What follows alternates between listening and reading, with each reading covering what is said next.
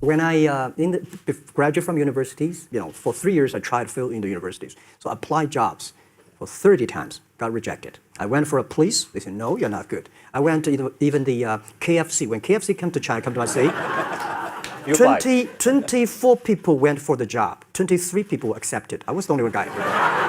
And we went for police. 5 people, 4 of them accepted. I was the only guy that not receive it. So to me, being turned down, rejected. Oh, by the way, I told you that I applied for Harvard for 10 times, rejected. I know I'll be rejected. I just don't want to say that. Yeah, sorry now. 10 times you wrote them and said, I'd like to come to Harvard. Yeah. And then I told myself, someday I should go teach there, maybe. We have a secret code for Alibaba success. Keep your dream alive, because it might come true someday.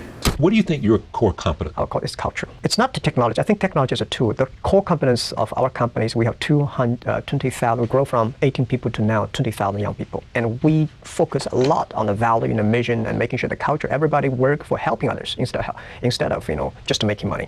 People don't like it. So many people I talked to at that time for Alipay, they say, this is the stupidest idea you have ever got. But I say, I don't know whether stupid or clever, as long as people use it. Now we have 800 million people using this Alipay. I learned a lot of things from movies.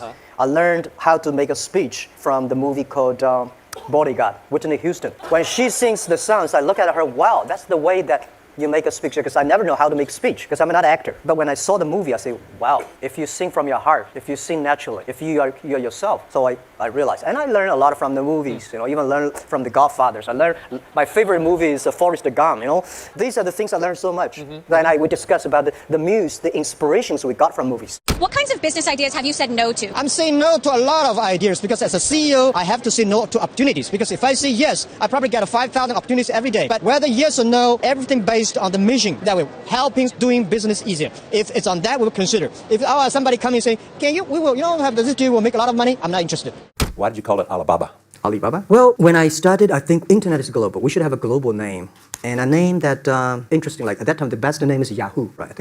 So I've been thinking for many days, suddenly think Alibaba is a good name. So I was happened to be in San Francisco that day. And I did have a lunch, and the waitress came. I asked her, do you know about Alibaba? She said, yes. I said, what is Alibaba? She said, Open Sesame. Good.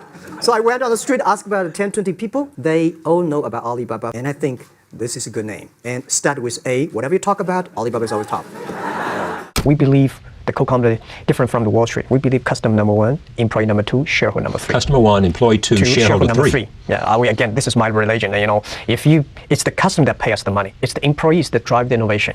It's the shareholder, and the shareholder always say, I remember the day before we IPO, and a lot of people say, Jack, can I keep up the shares? We were long-term sharetholders. But when the crisis came, these guys run as soon as they ran away. They ran away. My people stayed, customers stayed. And I want to tell young people, when most people complain, where's the opportunity is? People start complaining, some people complain, people start to change themselves, changing others. Where the opportunity is where the complaints are. Where the trouble, where's the opportunity? And I always believe that.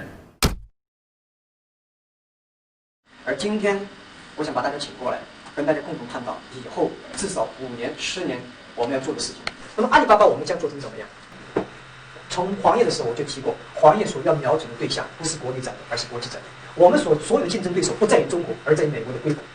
如果说第一，我们把阿里巴巴定位就把它作为国际战略，我们不要把它定位是国内战略。第二个呢，我想就是我们要学会硅谷人的一种拼劲。